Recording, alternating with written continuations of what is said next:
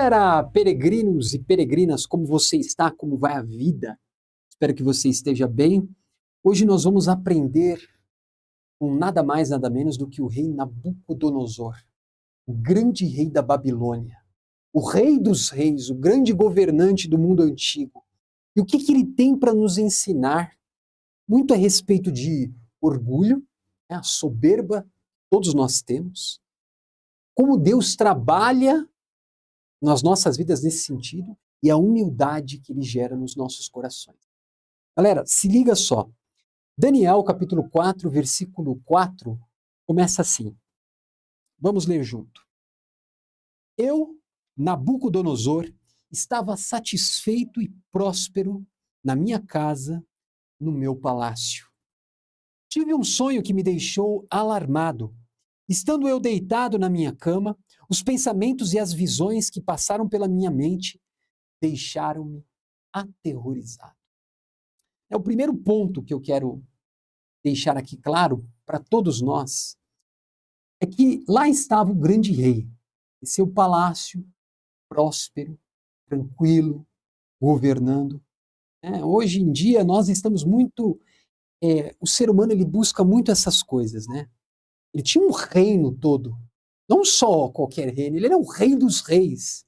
Ele falava e as coisas aconteciam, né? Ele tinha toda aquela segurança, aquela riqueza, aquele poderio bélico, político, militar, econômico. Lá estava ele tranquilo. E assim é todo ser humano, né? Que ele pensa, não, agora que eu estou sossegado na minha vida, está tudo tranquilo. Aí o rei foi dormir. Quando o rei dormiu, ele teve um sonho. Bastou um sonho, e esse sonho deixou ele alarmado e aterrorizado. Nós temos muito essa concepção, principalmente de pessoas que estão longe da gente, né? Quanto mais a gente conhece as pessoas, mais a gente consegue perceber suas falhas, seus erros, né? Como elas não são firmes como elas dizem que são, né? Quando a gente vê grandes políticos, a gente fala, são intocáveis. Né? Mas Nabucodonosor teve esse sonho aqui. E ele já ficou assim, dentro de si, alarmado. Né? Isso aponta para todos nós. Não importa quão rico, não importa o que você conquistou. Basta que algo aconteça, já é o suficiente para nos deixar alarmados, aterrorizados. O que acontece? Nabucodonosor, ele teve um sonho e ele começa a chamar os magos para interpretar esse sonho lá na Babilônia. Ele começa, olha, que sonho é esse? Ele começa a contar o sonho, que era uma grande árvore que cresceu, volumosa, e encheu toda a terra. Os animais iam ali debaixo daquela árvore, os pássaros iam se aninhar. Mas de repente uma voz vem do alto e fala, olha, corta essa árvore e só deixa o toco nela. Né? E ele queria entender aquilo tudo. Então, finalmente, nenhum dos magos da Babilônia podem interpretar o sonho, mas um homem chamado Daniel pôde interpretar de fato o sonho. Daniel era um homem de Deus, do único e verdadeiro Deus, do Altíssimo, Senhor dos Senhores. Né?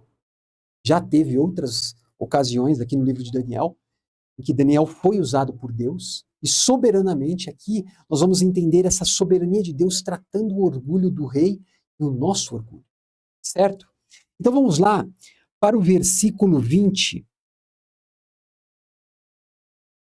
que diz assim, olha. Versículo 20 está dizendo, a árvore que viste, que cresceu e se tornou forte, que Daniel está dando a interpretação para o rei, cuja copa tocou o céu, visível em toda a terra, com belas folhas e muitos frutos, na qual havia alimento para todos. Abrigo para os animais do campo e morada para as aves do céu, nos seus galhos. Essa árvore, ó rei, és tu. Tu te tornaste grande e poderoso, pois a tua grandeza cresceu até alcançar o céu, e o teu domínio se estende até os confins da terra. E tu, ó rei, viste também um mensageiro santo que descia do céu e dizia, derrubem a árvore e destruam-na, mas deixem o toco e as suas raízes, presos com ferro e bronze. Fique ele no chão, em meio à relva do campo. Ele será molhado com o orvalho do céu e viverá com os animais selvagens, até que se passem 7 anos. Então, esta é a interpretação, né, no versículo 24. Ó rei, e este é o decreto que o Altíssimo emitiu contra o rei, meu senhor. Tu serás, olha só, expulso do meio dos homens e viverá com os animais selvagens. Comerás capim como os bois e te molharás com o orvalho do céu. Passarão 7 anos até que admitas que o Altíssimo domina sobre os reinos dos homens e os dá a quem quer. Né? Então, qual que era aqui o problema deste grande governante do mundo? Tranquilo, próspero, cheio de poder. Nabucodonosor, nós vamos ver que o problema dele é o orgulho, assim como é o nosso problema. O problema dele é o ego dele. Você vai ver que daqui a pouco ele pensa que tudo aquilo que ele construiu, essa aqui não é a grande Babilônia que eu construí com todo o meu poder, né? Fui eu, através do meu esforço. E ele foi de fato um grande homem, né? Nós não podemos negar isso. Mas ele tomava para si a glória. Ele achava que era ele que fazia as coisas. Mas, na verdade, se você for parar para pensar, ele nasceu num tempo que Deus determinou, no ano. Ele foi filho de outras pessoas poderosas. E tem muitas pessoas que têm habilidade, que nem um jogador de futebol. Às vezes o cara joga bem, mas ele não tem ali o cenário adequado para ele ser contratado por um grande time. Então não basta você ser bom, mas Deus que determinou.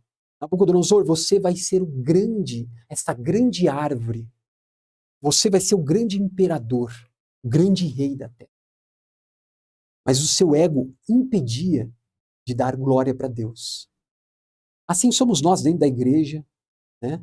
Às vezes a gente pensa, não, eu tenho dons e eu sou melhor do que os outros, né? Olha só como eu tenho habilidade para falar, olha como eu tenho habilidade no meu trabalho, né? Olha os cargos que eu estou subindo na vida, olha quanto dinheiro que eu tenho, aquele lá não tem nada. Que eu, pela minha própria força e inteligência, pelo meu esforço, eu consegui conquistar essas coisas. Não é assim?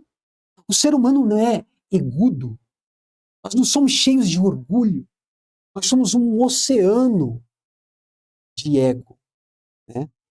E esse vai ser o problema. Olha só, versículo 29. Daniel vai falar assim, olha, você vai ser cortado, você vai se tornar como um animal. Agora, no versículo 29, diz assim, olha, 12 meses depois, quando o rei estava andando no terraço do Palácio Real da Babilônia, disse, acaso não é esta grande Babilônia que eu construí como capital do meu reino, com o meu enorme poder e para a glória da minha majestade? Olha só, minha glória, minha majestade. Versículo 31. As palavras ainda estavam nos seus lábios quando veio do céu uma voz que disse, é isto que está decretado quanto a você, rei Nabucodonosor. O seu reino foi tirado. Você será expulso do meio dos homens, viverá com os animais selvagens e comerá capim como os bois. Passarão 7 anos até que admita que o Altíssimo domina sobre os reinos dos homens e os dá a quem quer. Versículo 33. A sentença sobre Nabucodonosor cumpriu-se imediatamente. Ele foi expulso do meio dos homens e passou a comer capim como os bois. O seu corpo foi molhado como o orvalho do céu, até que os seus cabelos e pelos cresceram como as penas da águia, e as suas unhas como as garras das aves. Então presta atenção.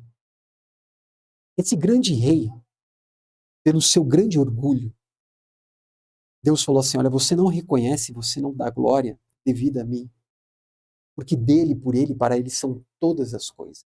A Deus seja dada a glória. Se você tem um bom trabalho, se você ganha bem, se você, não sei, é um empresário, né, e as coisas deram certo na sua vida, não pense que isso é mérito seu. É porque até você se move em Deus. A sua capacidade intelectual vem de Deus. Nada é seu. Tudo é um dom de Deus. O homem não pode receber coisa alguma, diz a palavra, se do céu não lhe for dada. Toda a competência que você tem, os seus talentos que você canta bem? Ótimo, maravilha, dê glória a Deus. Não importa se você joga bem futebol, qualquer coisa, se você é um bom marido, enfim, tudo isso vem de Deus. Né? Nós fomos criados à imagem e semelhança de Deus. Então tudo isso é para a glória de Deus e não nós. Só que Nabucodonosor aqui, ele é uma pessoa que vai ser como exemplo para todos nós, porque Deus vai cortar ele do reinado. Ele vai se tornar um quê? Um animal. Agora, presta atenção no animal. O animal, ele já não pensa. Ele não pensa, ele não tem a capacidade de filosofar, de raciocinar como um ser humano. E até essas conexões de pensamento é Deus que nos dá, como eu falei aqui. Só que aquele grande rei agora está comendo capim. Né? Ele é um animal. E o orgulho nos torna como animais. Nós perdemos a empatia com o próximo. Entendeu? Quando nós nos achamos demais, quando nós somos muito topetudos, nós não temos tempo para os outros. Por quê? Porque eu sou bom. Esse aí, sei lá, esse aí é um idiota. Você não merece nada. Entendeu? Então, nós nos tornamos como animais. Nós temos instintos, né? Nós temos medo. O animal, quando ele sente medo, o que ele faz? A primeira coisa que ele faz, ele corre. Ele vai embora. Né? E nós sentimos medo, por exemplo, quando uma pessoa é melhor do que nós, tem uma habilidade melhor do que a nossa, o que a gente faz, a gente quer se afastar. Ou uma pessoa mais bonita que a gente, enfim, sabe mais a palavra do que a gente, tem um dom melhor do que nós. Nós queremos nos afastar, por quê? Porque nós saímos do centro, do nosso ego. Nós queremos estar em evidência no mundo, e não o outro. Nós temos esse sério problema. E se Deus não tratar com isso nas nossas vidas, nós não podemos nos remediar, se não for a graça de Deus. Então essa dura lição que Deus está dando em Nabucodonosor é que Deus faz conosco também, se somos filhos ou filhas de Deus, se estamos caindo nesse grande, terrível erro animalesco do orgulho. Você não é o centro. Ah, mas as coisas não dão certo para mim, então a gente começa o quê? Reclamar da vida. E por que a gente pensa que a gente merece tudo? Né? Não, Deus ele tem que fazer as coisas na minha vida. As coisas têm que dar certo na minha vida. E se não dão, eu já fico chateado, né, com as pessoas, se eu não sou o centro lá na igreja, enfim, essas coisas.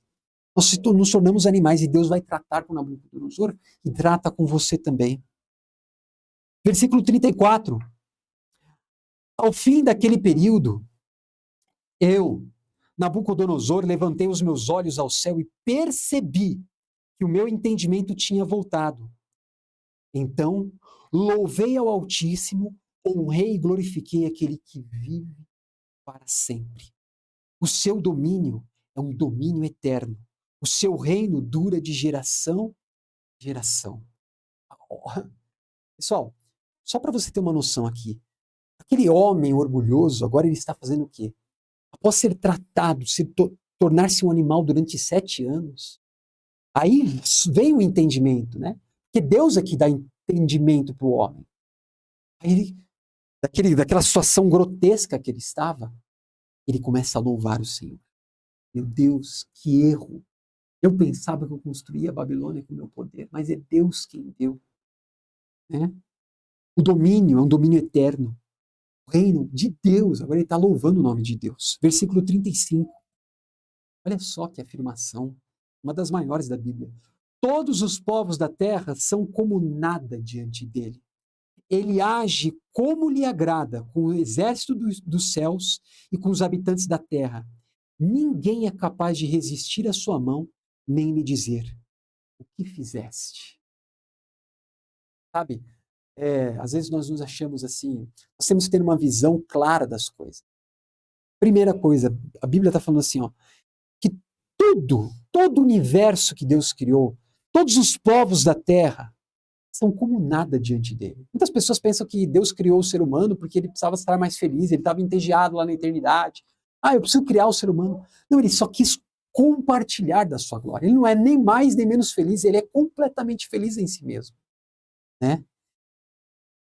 E Deus vai tratar conosco. Você tem que entender, só o fato de você estar respirando, o fato de você estar vivo, já é ocasião para você dar glória a Deus. Não para ficar reclamando da vida, se você não sente lá na sua empresa, se você não sente da igreja, se você não tem as coisas que você pede para Deus.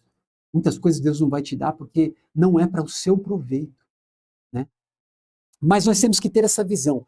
Primeiro, sem Deus nós não somos nada, né? Mas graças a Deus, porque apesar de não sermos nada para Deus, nós precisamos ter essa dupla visão, nós não somos nada, mas mesmo assim em Cristo Ele nos faz seu Filho amado, né? Ele vem nos resgatar desse oceano egocêntrico, de orgulho, de vaidade, de soberba. Deus nos resgata dessa maldição. Tudo que a gente merece é o inferno por nossas transgressões. Mas Deus não poupa o seu único filho para nos salvar desse nosso ego, desse nosso orgulho. E de nos tratar ainda, sendo filhos e filhas de Deus, nos dias de hoje, Deus vai tratar conosco.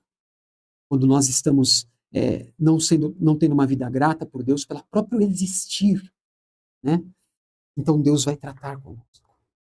E nós, depois deste tratamento, como Nabucodonosor, nós vamos reconhecer que Deus age como quer, que Ele está conduzindo a sua história como Ele quer, em sua sabedoria, onipotência, onisciência. Ele sabe conduzir a sua vida. Nós precisamos parar de reclamar, dar glória a Deus por tudo aquilo que Ele tem feito de uma forma sábia e confiar no Senhor. Amém? Isso é maravilhoso. Então, do orgulho à humildade, como Deus vai nos tratando. Certo, pessoal?